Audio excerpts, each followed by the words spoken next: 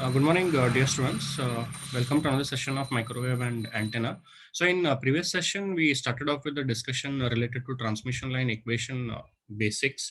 So, in which we discussed regarding what is the relation between the length and the wavelength of a microwave signal, that is the length of the transmission line, and the wavelength of the frequency at which the transmission lines are operating. So again, just a recap, the length is very much greater than the wavelength when you are operating at very low frequencies. But when you go in the range of say microwave frequencies, what happens is the length parameter will be very much, sorry, I think I just, so in this case, what happens is when you're operating at very low frequencies, the length is very much smaller than the operating wavelength, that is at low frequency. But when we go at high frequency, right, this condition reverses, that is the length becomes very much greater than the operating wavelength. So that is what we had discussed, and because of that, what we have to look out is we have to look out for application of distributed circuit theory. So that is what we have to look out for. So yesterday we had discussed regarding these aspects. So in today we'll be continuing with the derivation.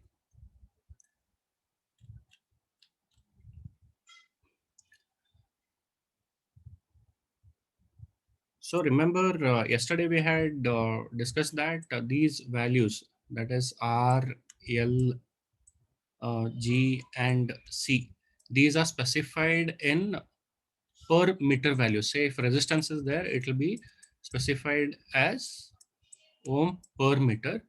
Then you have conductance, which will be in Henry per meter, and so on. So this is what we had discussed yesterday.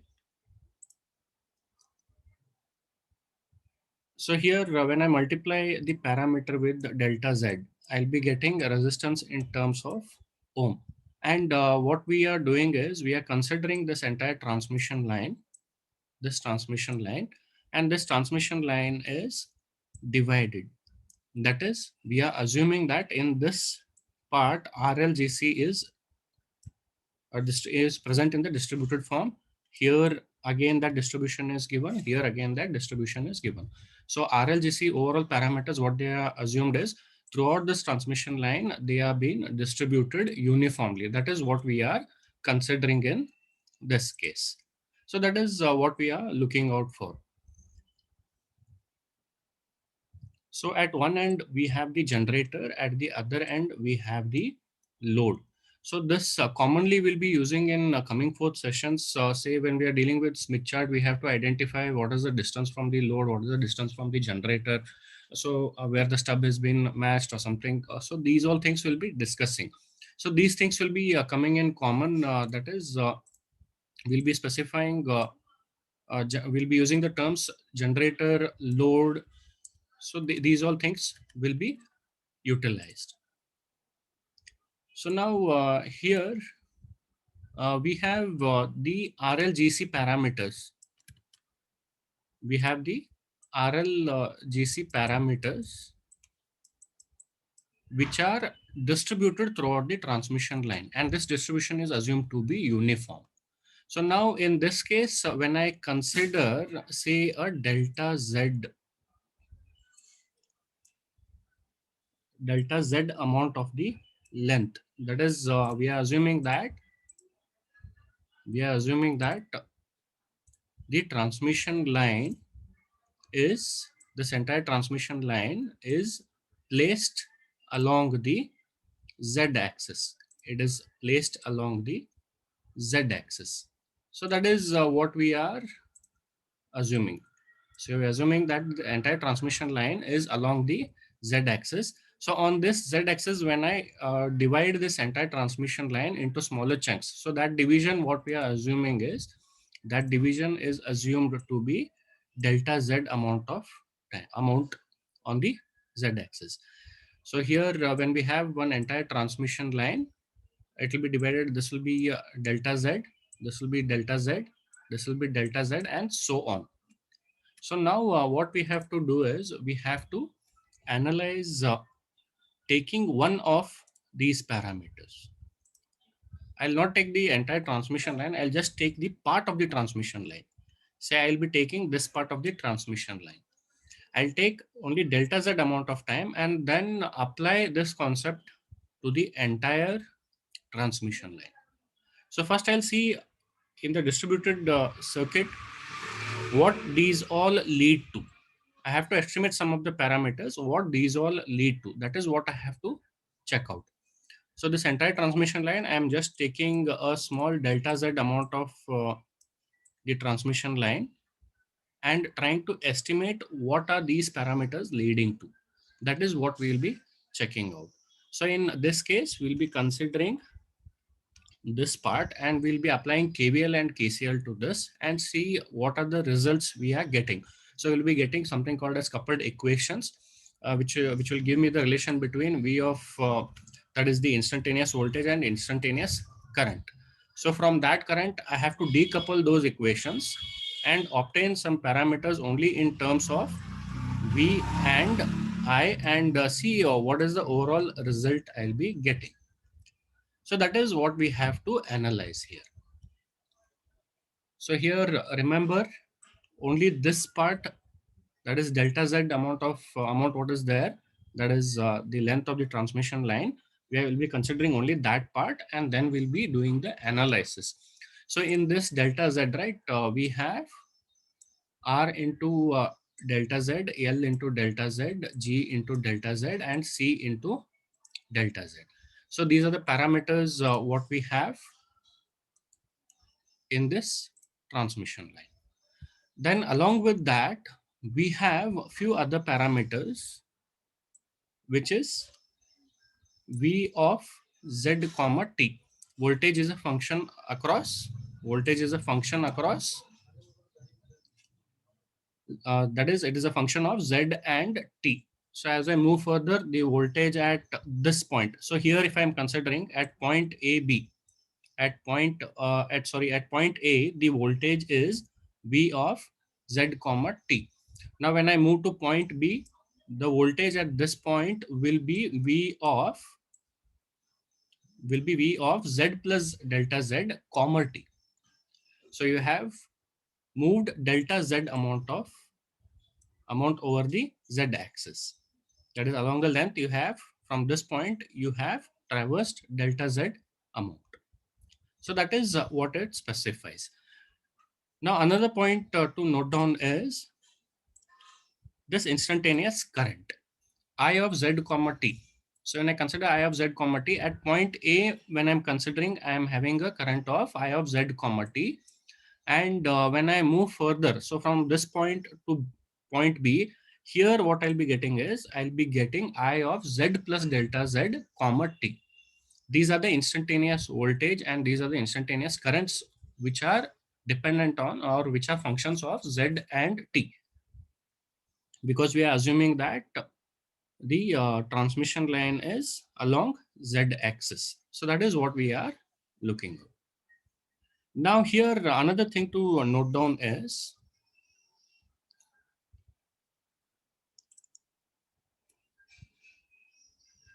this current which is there, this current which I am having, instantaneous current. So when it comes at point B, what happens is it gets divided into I of Z plus delta Z comma T, and we assume that it also gets divided through the current through the conductance and current through the capacitance. So this I of Z comma T will be combination of these three, So that is, we'll be requiring this when we are applying, say, KCL. So these are the aspects what we'll be utilizing from this entire transmission line. So based on the previous discussion, what we had now, we'll continue with the derivation part. So I'll be referring to this part, that is from point A to point B, the transmission line from point A to point B. That is the length of this transmission line is delta Z. So that is what we are looking out. So here, when we apply KVL,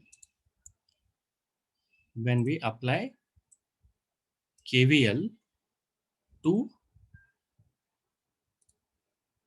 when we apply KVL to this part of the circuit, when we apply KVL to this part of the circuit, what we have is, if you just realize over here, what we'll be having is, it is equal to voltage at point A plus voltage at point A is equal to voltage drop across this resistance, then voltage drop across this inductance, and then since we are applying KVL, say in this form, then it will be the voltage drop across these two combined. It will be voltage drop across these two. So how do I obtain this representation? So I'm applying KVL. We are applying KVL, and what we are doing is, when we apply KVL, what we have, voltage at point A is equal to voltage drop across this resistance plus the voltage drop across this inductance plus the voltage drop across this entire part. That is the parallel connection of G and C. So when I look out for this one, right? So this is what we obtain. This is what we obtain. So in this one, what we have the instantaneous voltage at point A, V of Z comma T is equal to voltage drop across the resistance. R into delta Z is the resistance, and what is the current passing through that? It is I of Z comma T.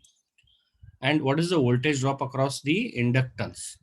That is the voltage drop across the inductance. That is this one. So here, voltage at point A is V of Z comma T plus R into delta Z, into the current flowing through that gives you the voltage drop across this resistance. Then voltage drop across the inductance is given by what? It is given by this parameter. That is L into delta Z is the inductance value into dou I by dou T,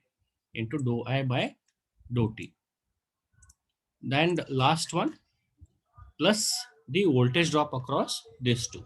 The voltage drop across this one, that is at point B, will be V of Z plus delta Z comma T.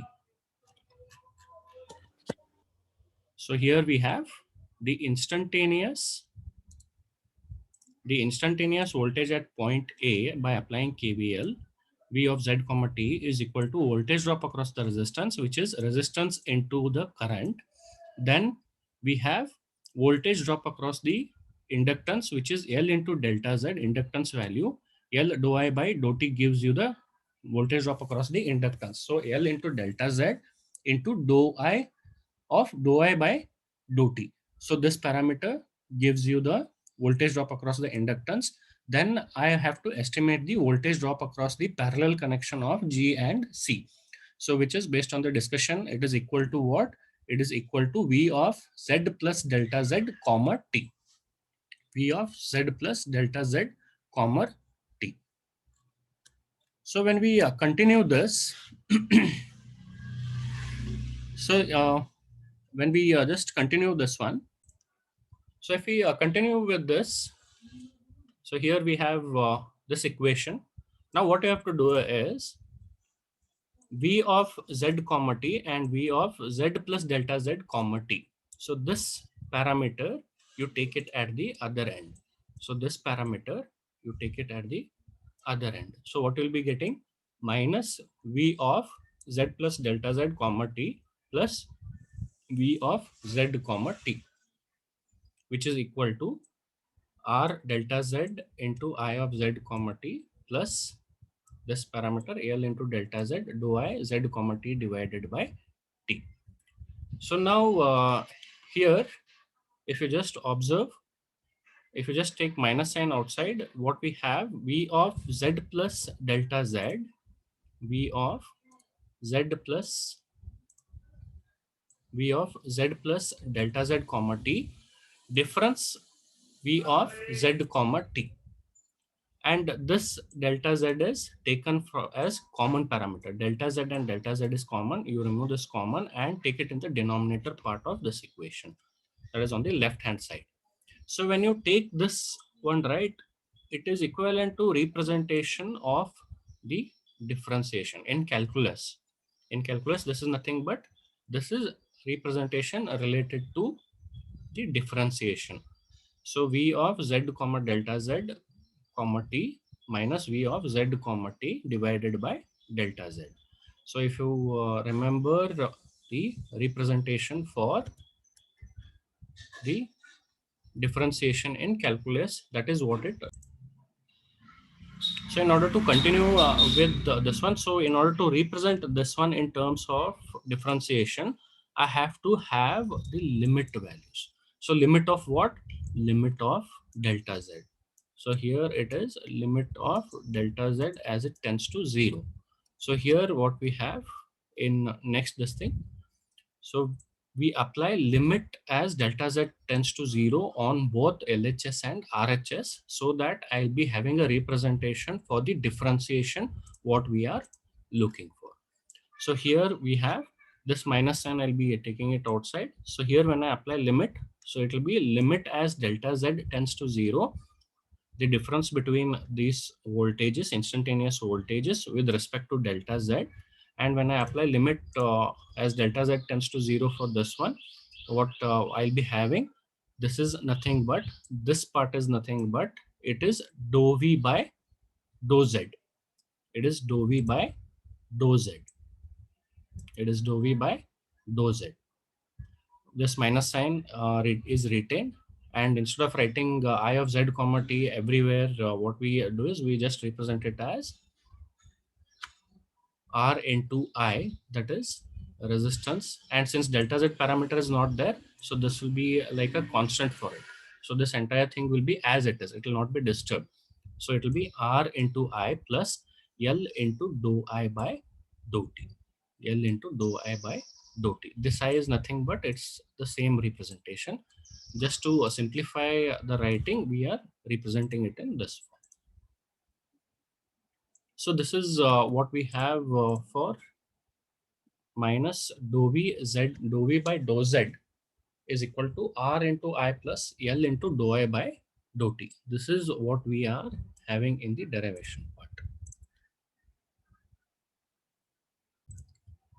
So we are having. Yes, sir. Okay. Okay.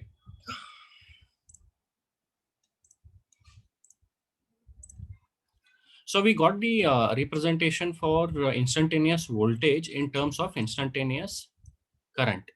Now I want to obtain similar kind of equation for that is relation between the instantaneous current and instantaneous voltage.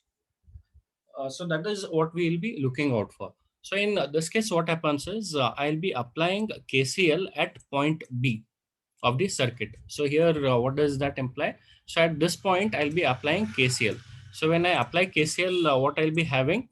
So here we have I of z comma t is equal to I of z plus delta z comma t plus I of G, that is current through the conductance, and I of C, which is current through the capacitance. So now I have to look out for this equation. So current entering into at the point A is equal to current leaving at from point B. That is I of Z comma T is equal to I of Z plus delta Z comma T plus I of G plus I of C. So this is by applying KCL at point B. So when I apply KCL, what I'll be having? So we have I of Z comma T is equal to I of Z plus delta Z comma T plus current through the galvanometer. Current through the conductance. Current through the conductance. So here what we have, it is G into delta Z into V of Z plus delta Z comma T. So this will give me the current value across the conductance. Next, how do I obtain the voltage across the capacitor? It is the current across the capacitor, that is C into dV, dV by dt. That is what we apply. So here it will be C into delta Z dou V divided by dou T. But what is the voltage across the capacitor over here? It is V of Z plus delta Z comma T. So that is what we have in this case. So here voltage across the conductance is V of Z plus delta Z comma T, and voltage across capacitor is also same. So using this voltage, I try to see what is the current flowing through this conductor and the conductance and the capacitance. So here Ig is given by G into delta Z, that is the conductance value into the voltage value. And similarly, current across this capacitance is given by C into dou V by dou T, which is C into delta Z, C into V of Z plus delta Z comma T divided by dou T. So that is by applying KCL at that point, this is what I'll be obtaining. I of Z comma T is equal to I of Z plus delta Z comma T plus G into delta Z plus voltage across that the conductance, then C into delta Z into voltage across the capacitance, that is dou V of Z plus delta Z comma T divided by dou T. Now again, what we do is we take this parameter on the left hand side. So what I'll be having, I of Z comma T minus I of Z plus delta Z comma T, and remaining parameters are as it is on the right hand side. Only this parameter is taken at the other end. So remove minus common. So what we have, I of Z plus delta Z comma T minus I of Z comma T. So this parameter still remains as it is. Now here we have delta Z and delta Z common. So you take it out common and put and substitute and replace it at the other end. That is, put it in the denominator of the left hand side. So this is what I'll be getting. Now again, take limits as delta Z tends to 0 on both sides, that is the right hand side and left hand side of this equation. So what I'll be getting? So I'll be getting limit as delta Z tends to 0 of this parameter, that is the right hand side, is equal to limit as delta Z tends to 0 for this parameter. Now here I don't have any delta Z parameter, so this is retained as it is. And just for simplified representation, this will be representing with V and this also will be representing with V. But here just one this thing, delta Z is there. So this delta Z parameter turns out to be 0. So this one will be GV of Z comma T Z comma T plus this parameter, that is C into dou V Z comma T divided by dou T. So this one, here you will be having the change. Delta Z will be replaced with 0, and this is the equation what we'll be having. And representation for this is simplified in simplified form. It will be represented as V. This is nothing but V of Z comma T. So this also is nothing but V of Z comma T. Just to simplify the representation, this is how it is represented. So here we have when we take the limits, we have the representation in terms of the differentiation. So here we have partial differentiation, that is minus dou I by dou Z is equal to G into V plus C into dou V by dou T. Now if you just look at the other equation, what you have, minus dou V by dou Z is equal to R into I plus L dou I by dou T. And the other equation, so here what you have, minus dou V by dou Z is equal to R into I plus L dou I by dou T. When you look at this one, it is almost symmetric in nature. Minus dou I by dou z is equal to G into V plus C into dou V by dou T. So this is the equation what we have in representation.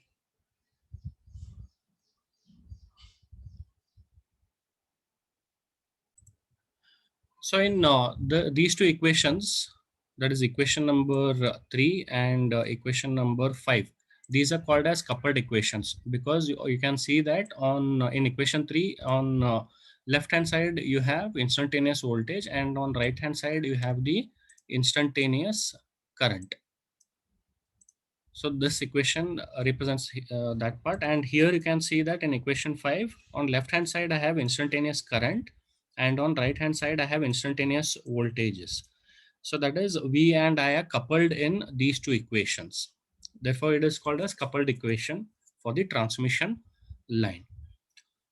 Now, how I can decouple these equations and represent the entire stuff in say this equation in terms of instantaneous voltage and this equation in terms of instantaneous current. So that is the next part what we'll be looking out for.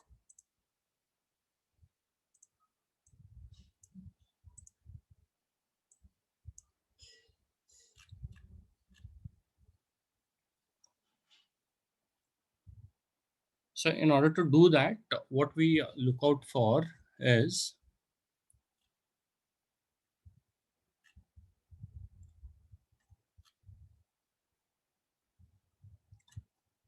so here you can see that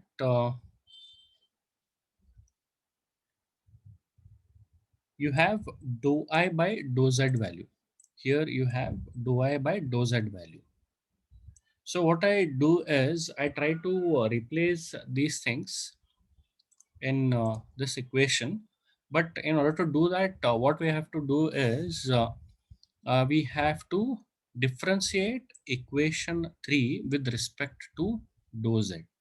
With respect to dou z. So this equation, what I'll do is equation 3, that is in order to decouple.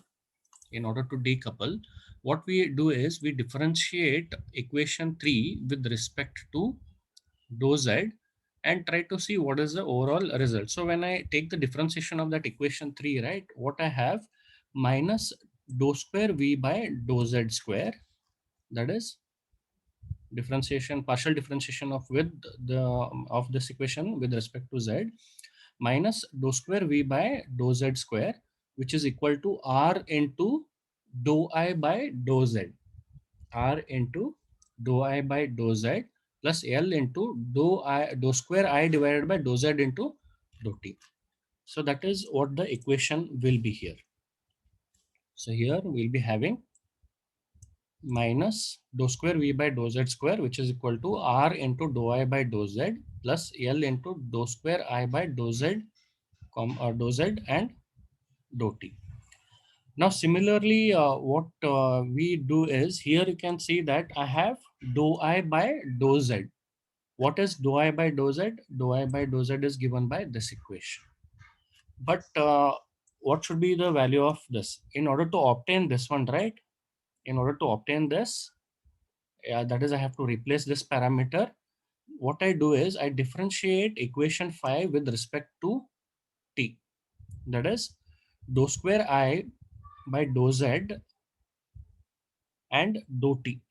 I differentiate equation 5 with respect to dou t.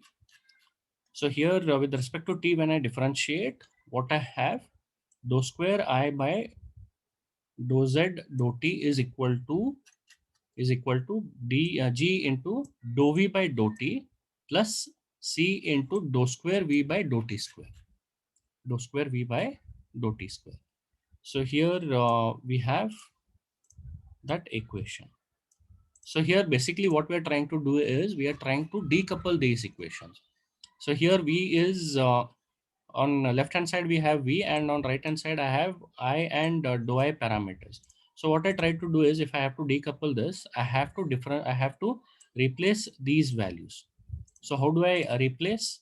So here I know that dou I by dou z is this value. Dou I by dou z is this value. So what I do is this one first I converted into dou I by dou z. In order to convert that, what I do is I differentiate this entire equation with respect to z. So when I differentiate that with respect to the z, what I'll be having dou square v by dou z square, which is equal to r into dou I by dou z plus l into dou square I by dou z into dou t. This is what I'll be having. So when I do that, so one parameter I have got, but what about the other parameter, dou square I by dou z dou t? I know that dou I by dou z is this value. So now what I want dou square I by dou z and dou t. So here dou t is missing. So here what I do is I take the partial differentiation of this with respect to t. So when I take partial differentiation of this with respect to t, what I am having dou square I by dou z dou t, which is given by g into dou v by dou t plus c into dou square v by dou t square. So I have got both the values now. So this is the equation. So now what I do is I substitute dou I by dou z from this equation and dou square I by dou z dou t by this equation. So when I substitute this one, what I have is I have this overall representation of the equation. So what we have minus, that is in this equation, minus dou square v by dou z square, it is r into dou I by dou t. What is dou I by dou t? It is r into, that is r into this value, r into gv plus c into dou v by dou t. So that is what they have done here, r into gv plus c dou v by dou t plus l into, we have the minus sign because this is minus. If I just take dou I by dou t, it will be minus of this entire parameter. So and L into minus of this entire. So it will be my L into minus of G into dou V by dou T plus C into dou square V by dou T square. So when I simplify this equation, right, I'll be ending up with this second derivative, partial derivative. So I just simplify this. I multiply this and take the simplification. So when I simplify this, what I'll be having is I'll be having dou square v by dou z square, which is equal to rgv plus rc plus lg into dou v by dou t plus lc into dou square v by dou t square. So now here you can observe that left hand side is instantaneous voltage, and right hand side is also related to instantaneous voltage. So what you have done, you have decoupled that equation 3, and on both right hand side and left hand side you have to consider the instantaneous voltages. So this is all for today, what I'll be concluding, and in coming forth class I'll be continuing with this derivation, wherein I'll be decoupling the equation 5, that is dou I by dou z.